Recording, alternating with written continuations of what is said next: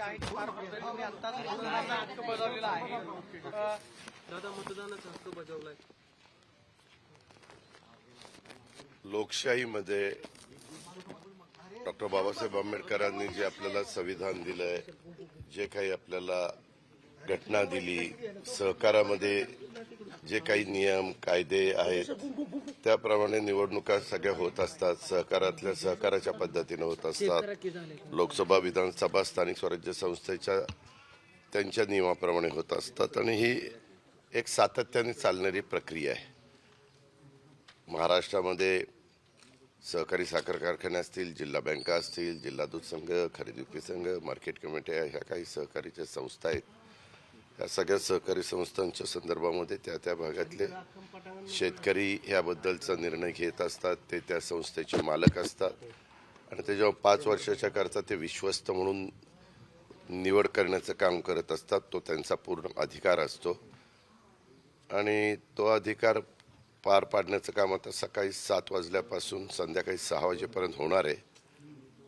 प्रत्येकाने आपापल्या परीनं आपली आपली भूमिका माळेगाव सहकारी साखर कारखान्याच्या 37 गावातल्या असणाऱ्या सभासदांच्या समोर मांडलेली आहे.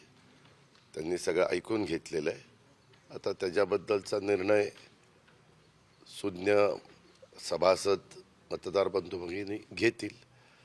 लोकशाही आहे आणि त्याच्यामुळं त्यांच्या सद्विवेक बुद्धीला स्मरून कोण कारखान्याचा सर्वांगीण विकास करेल, कोण सातत्याने वरच्या क्रमांकाचा भाव देईल, त्या सगळ्याचे विचारपूर्वक ते निर्णय घेतील असे मला विश्वास आहे. दादा, मुख्यमंत्री म्हणून आपण त्या पदावर काय असताना देखील आपण डायरेक्ट माळेगावच्या चेअरमन पदाची भूमिका स्वीकारली.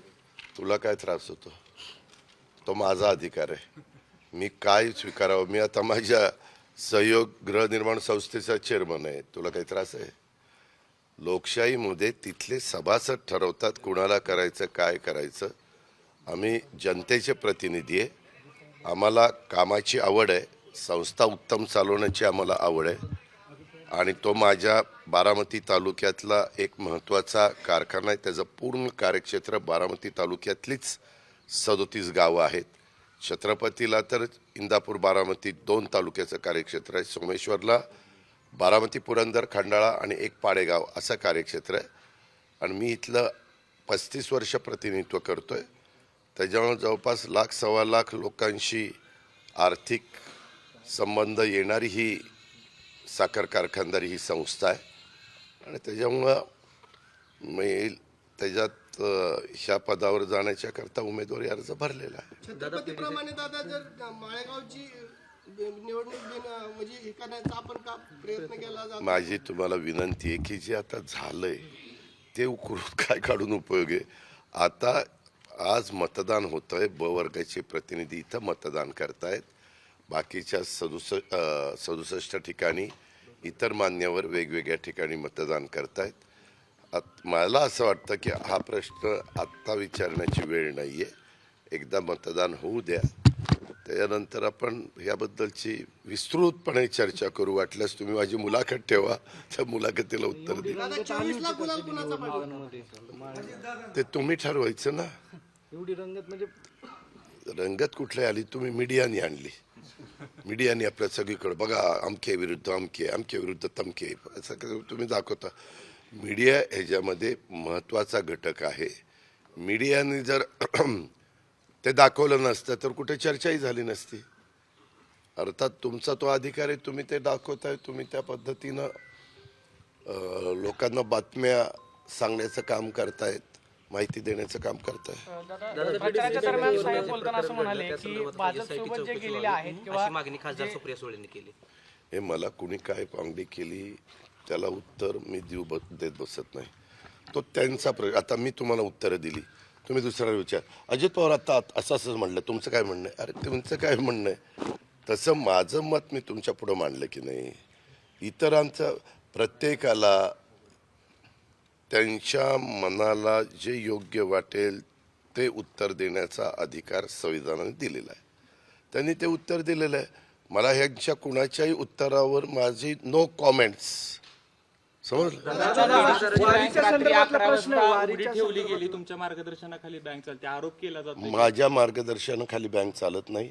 मी बँकेच्या डायरेक्टर पदाचा 2 वर्षापूर्वी बहुतेक राजीनामा दिलेला आहे. 2.5 वर्ष झाली असतील. त्याच्यावर तसं बघितलं तर मी एका त्या बँकेच्या विकास सोसायटीचा एक सभासद आहे, ज्याच्यावर आम्हाला पीक कर्ज मिळतं, दीर्घ मुदतीचं कर्ज मिळतं. अशा पद्धतीने माझा काही संबंध नाही. तरी देखील कुणाला काही वाटत असेल तर चौकशी करणं हे प्रत्येकाचं काम आहे. चौकशी करावी, जे कोणी दोषी असतील त्यांच्यावर कारवाई करावी. मला जसं तुम्ही बँकेच्या संदर्भातला प्रश्न विचारताय तसं समोरच्या पॅनलचं सगळंच राजकारण पतसंस्थेत काय ते शरद संकुलमध्ये चालतं. त्यांनाही कायद्याने ती पतसंस्था आहे, सहकारी नियमाने तिथं पतसंस्था आहे, विकास सोसायटी आहे, दूध सोसायटी आहे. 3 संस्था असताना तिथं तर कुणाला बसताही येत नाही. मी पण म्हणजे माझ्या कार्यकर्त्यांनी तक्रार केली असती तर तिथंही त्यांनी सील ठोकलं असतं. कारण तुम्हालाही माहिती आहे की ज्या दिवशी उमेदवारी आचारसंहिता सुरू झाली तेव्हापासून ते सगळेजण तिथंच त्यांचा अड्डा आहे, तिथंच त्यांचं ऑफिस असल्यासारखं आहे. पण मला कुणी सांगितलं हे करा, मला ते तसलं पडायचंच नाही. ज्याचं त्याला लखलाभ. तुम्ही अगदी पीडीसीसी बँकेमध्ये तिथं जे मी निळकंठेश्वर पॅनल उभं केलेलं आहे त्या पॅनलचा एक तरी सदस्य होता का? कुणी त्याच्यामध्ये नव्हतं. आता जे कुणी असेल त्यांना प्रश्न विचारा. मात्र तिथं आत्ताही तिथं लोक बसलेलीच असतील आणि तुम्हालाही माहिती आहे. पण तुम्ही एक अक्षराने सांगणार नाही की सहकाराच्या नियमाप्रमाणे ह्याही पतसंस्थेमध्ये आचारसंहितेच्या काळामध्ये कुणालाही बसता येत नाही, तिथं बसून पॅनलचा प्रचार करता येत नाही, यंत्रणा राबवता येत नाही, याद्या तिथं करता येत नाही, काय ते एजंटचे फॉर्म वाटप असेल, काही असेल. काल पण रात्री तिथं बसूनच सगळं राजकारण चाललं होतं. मला रात्री पण फोन आले, दादा आत्ता तिथं स्क्वॉड पाठवा, बघा काय होतंय ते. काय करायचंय, ज्याचं त्याला लखलाभ होत. दादा वारीच्या संदर्भात किती मताधिक्याने आपला पॅनल येऊ शकतो? मतदार ठरवणार आहेत, अजित पवार नाही सांगायचं. दादा वारीच्या संदर्भातला प्रश्न आहे की आळंदी देवस्थानचे जे विश्वस्त आहे, प्रमुख विश्वस्त, सॉरी, तर ते वारकऱ्यांची किंवा या सगळ्या सोहळ्याचे मालक असल्यासारखी वागणूक सगळ्यांनी देत आहेत. वारकरी असतील किंवा पोलीस प्रशासन असेल, त्यांच्याशी गेले 2 दिवसापासून हुज्जत त्यांची मी सगळी आपल्याला सांगू का, शासनाची भूमिका बजावत असतं. वारीकडं, वारकऱ्यांच्याकडं त्या ज्या 10 महत्त्वाच्या पालख्या आहेत, मानाच्या पालख्या, महत्त्वाच्या म्हणण्यापेक्षा मानाच्या पालख्या आहेत, ही परंपरा आज चालत आलेली नाही, वर्षानुवर्ष चालत आलेली आहे. आम्ही फक्त काय करतो, त्यांच्या नियमाप्रमाणे त्यांच्या ठरवलेल्या ते जे काही त्यांचे अधिकार असतील किंवा त्यांचं ते मंडळ असेल किंवा त्यांचे पदाधिकारी असतील, ते त्यांच्या पद्धतीनं ते ठरवत असतात. आम्ही फक्त तिथं प्रचंड काही लाखाचा जनसमुदाय असेल, तिथं कुठंही काही गडबड होऊ नये, तिथं चेंगराचेंगरी होऊ नये, तिथं नीटपणे सगळ्यांना दर्शन घेता यावं, नीटपर्यंत तिथली कायदा सुव्यवस्था चांगली राहावी, ह्या प्रकारचं काम आमची पोलीस यंत्रणा करते. जिल्हा परिषद, राज्य सरकार, आरोग्य विभाग, हे वेगवेगळे विभाग आहेत. ते सगळे विभाग त्यामध्ये आम्ही जबाबदारी देतो. ह्यावेळेस देहू आणि आळंदी इथून पालख्या ज्या महत्त्वाच्या अनेक महाराष्ट्रातनं अनेक भागातनं निघतात, त्यानंतर ह्याच्यामध्ये सामील होतात. परंतु ह्या 2 पालख्या महत्त्वाच्या त्या निघाल्यानंतर त्याच्या संदर्भात आधी जी बैठक घ्यायची होती ती राज्याच्या मुख्यमंत्र्यांनी घेतली, संबंधित जे पालकमंत्री आहेत त्यांनी घेतली, म्हणजे सोलापूरचे पालकमंत्र्यांनी, मी त्याच्यामध्ये घेतली, अधिकाऱ्यांनी घेतली, चीफ सेक्रेटरीने घेतली, विभागीय आयुक्तांनी घेतली. विभागीय आयुक्त तर त्या दिवशी मी मीटिंग घेत होतो त्यावेळेस जाताना ते माऊलींची पालखी जी जाते आळंदीवरून पंढरपूरला ज्या रोडनी, त्या रोडनी गेले. येताना पंढरपूरहून देहूवरून जी पालखी निघते संतश्रेष्ठ तुकाराम महाराजांची, त्या रोडनी आले का, तर सगळ्या गोष्टी नीटनेटक्या आहेत का, इतकं बारकाईनं आमच्या सरकारी यंत्रणेचं काम केलेलं आहे. आम्ही स्वच्छता पण लगेच सगळ्या फार व्यवस्थित सिस्टमॅटिक केलं आहे. आम्ही जवळपास 1400 मानाच्या पालख्यांच्या 1400 दिंड्यांना प्रत्येकी 20,000 रुपये दिलेले आहेत. त्यामध्ये ज्या ग्रामपंचायती येतात, ज्या नगरपालिका येतात, त्यांचाही खर्च होतो. तो खर्च देखील त्यांना करण्याच्याकरता आपण शासनाकडनं अनुदान दिलेलं आहे. पिंपरी चिंचवड महानगरपालिका, पुणे महानगरपालिका आर्थिक बाबतीत सक्षम असल्यामुळं ते त्यांच्या भागातनं पालखी जात असताना त्याचा सगळा बंदोबस्त करतात आणि ह्या प्रकारे हे सगळं चालतं. आता तुम्ही त्या पालखीच्या संदर्भातले जे महत्त्वाचे लोक आहेत त्यांच्याबद्दल आम्हाला हस्तक्षेप करण्याचा अधिकार नाही आहे. त्यांनी त्यांच्या काम करावं, आम्ही आमचं काम करतोय. दादा तुम्ही पालखीमध्ये आपण गेल्या वेळेस पायी प्रवास केला होता, यंदा पालखीचं स्वागत कसं करणार? मी आत्ता आज रात्री मी तो 4 दिवस बारामतीमध्ये होतो. मतदान संपल्यानंतर 6 वाजता पेटा सील झाल्यानंतर मी मुंबईला किंवा कुठं मला जायचं आहे तिथं मी जाईन. मी सोमवार, मंगळवार, बुधवार मुंबईमध्ये आहे. मी अजून ते पुढच्या काही गोष्टी, कारण काय झालं 30 तारखेला अधिवेशन सुरू होतं आहे पावसाळी 30 जूनला.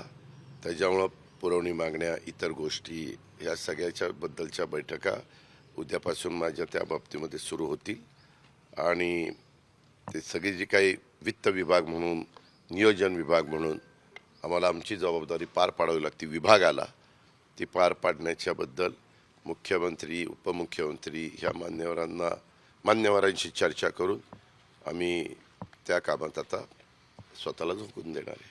दादा राजकीय प्रश्न आहे. 2 दिवसांपूर्वी दोन्ही शिवसेनेचा वर्धापन दिन झाला. उद्धव ठाकरे आणि राज ठाकरे एकत्र येऊ नये त्यासाठी उद्धव ठाकरे असं म्हणले की भाजपचे जे नोकर आहेत, जे मालकाचं काम करतात, त्यांना असं वाटतं की 2 मराठी माणसं एकत्र येऊ नये. No comments. आदित्य तटकरे आणि त्या जमिनीच्या संदर्भातही आरोप शिवसेनेकडून आता केले जात आहेत. कुणावरही आरोप केले तरी त्या आरोपाचे पुरावे द्यावे लागतात. त्या आरोपाच्या संदर्भामध्ये पुरावे दिल्यानंतर त्यात तथ्य असेल तर चौकशी होते. चौकशीमध्ये वस्तुस्थिती उघड होते. असे राजकीय जीवनामध्ये काम करत असताना अनेकांच्यावर आजपर्यंत आरोप झालेले आहेत आणि त्याच्याबद्दलच्या चौकशा होऊन जे काही वस्तुस्थिती आहे ते लोकांच्या समोर आलेली आहे. बऱ्याचदा स्थानिक काही वाद असतात, स्थानिक मतभेद असतात, त्याच्यातनं कुणाला तरी टार्गेट करण्याचा प्रयत्न देखील केला जातो. माझं स्वतःचं मत आहे, आज आदिती महिला बाल विकासचं अतिशय चांगलं काम करते आणि तिला याच्यामध्ये मुद्दाम टार्गेट करण्याचा प्रयत्न संबंधितांचा असू शकतो. 3 आमदार एका महिलेसाठी एकत्र येत आहेत. काही पूजा मी सांगितलं ना, त्या संदर्भामध्ये आम्ही तो महायुतीतले आम्ही 3 घटक आहोत. आम्ही त्याच्याबद्दल बसून चर्चा करून निर्णय घेऊ ना. दादा मात्र एका आपण आमदारांना काळजी करू नका. एका आमदारांना अशी भाषा वापरली की भरत गोगावलेंकडे जे बोर्ड दाखवलं.